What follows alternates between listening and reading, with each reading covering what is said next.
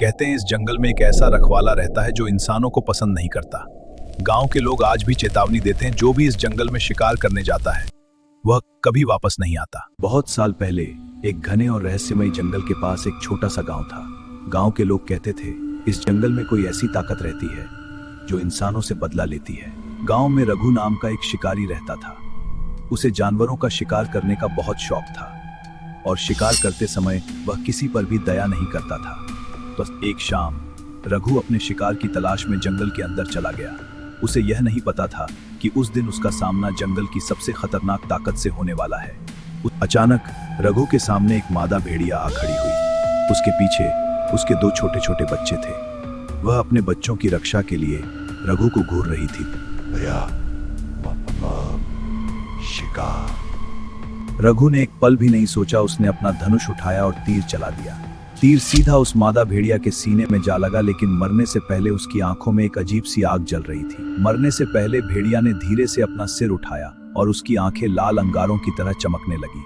उस पल ऐसा लगा जैसे पूरा जंगल रघु से बदला लेने की कसम खा रहा हो जाए। उस दिन के बाद जंगल जैसे बदल गया। रात होते ही अजीब आवाजें सुनाई देने लगी। कभी खेतों में अजीब निशान दिखाई देते हैं और कभी रातों रात गायब हो जाते हैं। धीरे धीरे हालात और भी डरावने होने लगे। कभी किसी का जानवर रातों रात गायब हो जाता और कभी गांव का कोई आदमी जंगल के पास से लापता हो जाता। अब पूरे गांव में डर का साया फैल चुका था। भैया, जंगल में कुछ है। डरपोक मत बन, कोई जानवर होगा। नहीं भैया, वो इंसान जैसा नहीं था। उस रात मोहन फिर से घर के बाहर आया। अचानक उसे अंधेरे में वही लाल आंखें दिखाई दी, लेकिन इस बार वे आंखें धीरे धीरे उसकी तरफ बढ़ने लगी। कौन है वहां? अगले दिन रघु का छोटा भाई मोहन सच्चाई जानने के लिए अकेला ही जंगल की ओर निकल पड़ा, लेकिन उसे नहीं पता था कि जंगल के अंदर उसका इंतजार क्या कर रहा है। कौन है वहां? झाड़ियों के अंधेरे में दो लाल डरावनी आंखें चमक उठी। मोहन का दिल जोर जोर से धड़कने लगा। झाड़ियों के अंधेरे से एक विशाल काला भेड़िया धीरे धीरे बाहर आया। उसकी लाल चमकती आंखें सीधे मोहन को घूर रही थी। मोहन समझ चुका था यह कोई साधारण जानवर नहीं था। मोहन के सामने खड़ा वह अजीब प्राणी धीरे धीरे उसकी तरफ बढ़ा। उसकी लाल आंखें अंधेरे में चमक रही थी। कौन हो तुम? जंगल का रखवाला हूं। तुम्हारे भाई रघु ने जंगल के निर्दोष जानवरों का खून बहाया है। तुम्हारे भाई ने जंगल के नियम तोड़े हैं। मोहन की आंखों के सामने एक अजीब और डरावनी चीज होने लगी। वह विशाल भेड़िया धीरे धीरे अपना रूप बदलने लगा। उसका शरीर सीधा उठने लगा और कुछ ही पलों में वह आधा इंसान और आधा भेड़िया बन चुका था। ये क्या है? तुम्हारे भाई के पाप की सजा अब तुम्हें भी मिलेगी। जंगल के नियम तोड़ने वालों को कोई नहीं बचा सकता। अगले ही पल जंगल के अंधेरे में मोहन की चीख गूंज उठी और फिर सब कुछ हमेशा के लिए शांत हो गया। ठीक उसी समय गांव में अपने घर के अंदर रघु गहरी नींद में सो रहा था। उसे जरा भी अंदाजा नहीं था कि जंगल में कुछ भयानक जाग चुका है। रात की गहरी खामोशी में घर का पुराना दरवाजा धीरे धीरे खुलने लगा और जैसे ही दरवाजा थोड़ा सा खुला, अंधेरे में दो लाल चमकती आंखें दिखाई देने लगी। उस रात रघु को एक डरावना सपना आया। रघु, मदद करो, यह भेड़िया मुझे खा जाएगा। अचानक रघु की नींद खुल गई। सपना इतना डरावना था कि उसका दिल जोर जोर से धड़कने लगा। बिना देर किए उसने अपना तीर धनुष उठाया और सीधे घने जंगल की ओर चल पड़ा। घने जंगल के अंदर रघु को अचानक जमीन पर कुछ चमकता हुआ दिखाई दिया। वह झुककर देखता है तो वह मोहन की लालटेन थी। रघु उन अजीब पंजों के निशानों का पीछा करता हुआ जंगल के और गहरे हिस्से में पहुंच गया, लेकिन अचानक वह रुक गया। उसके सामने जमीन पर एक अजीब रहस्यमयी गोल घेरा बना हुआ था, बिल्कुल वैसा ही जैसा उसने अपने सपने में देखा था। रघु उस रहस्यमयी घेरे को ध्यान से देख ही रहा था कि अचानक घेरे के अंदर से ठंडी हवा का तेज झोंका उठने लगा। पत्ते हवा में उड़ने लगे और उसी पल रघु के पीछे अंधेरे में फिर से वही लाल डरावनी आंखें चमक उठी। रघु को अचानक अपने पीछे किसी की मौजूदगी का एहसास हुआ। वह धीरे धीरे मुड़ा और अगले ही पल उसके सामने एक विशाल काला भेड़िया खड़ा था। उसकी लाल आंखें सीधे रघु को घूर रही थी। तुम्हें लगता है कि तुम खुद यहां आए हो या तुम्हें यहां लाया गया है? विशाल काला भेड़िया धीरे धीरे रघु के चारों ओर घूमने लगा, लेकिन अगले ही पल जंगल के अंधेरे में एक एक करके कई और लाल आंखें चमकने लगी, जैसे पूरा जंगल उसे घेर चुका हो। अचानक पूरे जंगल में भेड़ियों की डरावनी हुआ गूंज उठी।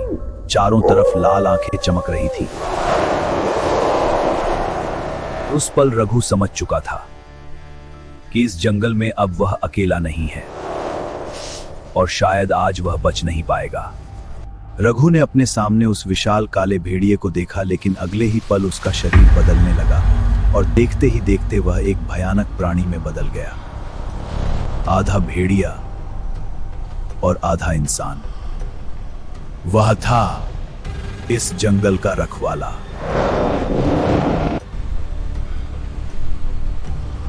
रघु को पहली बार अपने पापों का एहसास हुआ।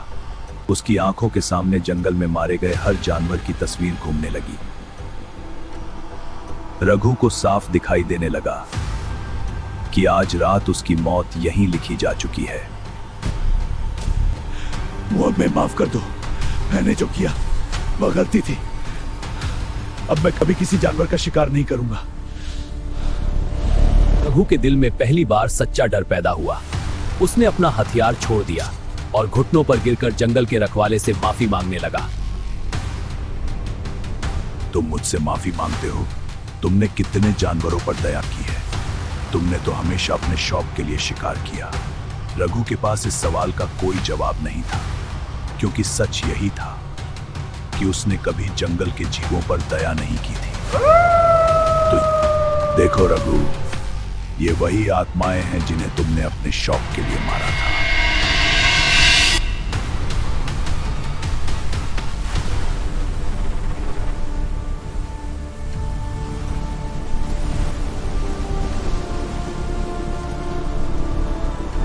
तुम्हारे शिकार की वजह से कई जानवरों के बच्चे अपनी मां के बिना रह गए।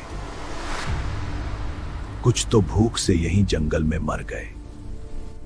रघु को पहली बार समझ आ रहा था कि उसके शौक ने कितनी जिंदगियां उजाड़ दी थी।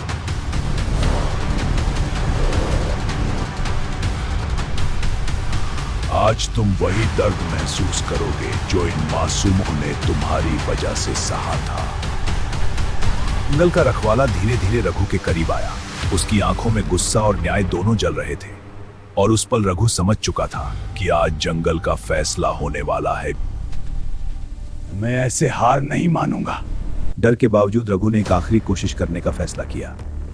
उसने जल्दी से अपना धनुष उठाया और जंगल के रखवाले की ओर तीर तान दिया। रघु ने पूरी ताकत से तीर चलाया। तीर सीधा काले भेड़िए के सीने में लगा, लेकिन अगले ही पल वह उसके शरीर के आर पार निकल गया। रघु ने देखा कि काला भेड़िया अचानक काली धुंध बनकर हवा में गायब हो गया।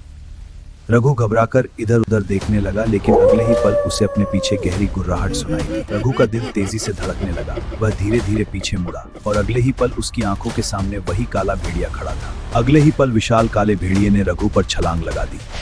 रघु जमीन पर जोर से गिर पड़ा।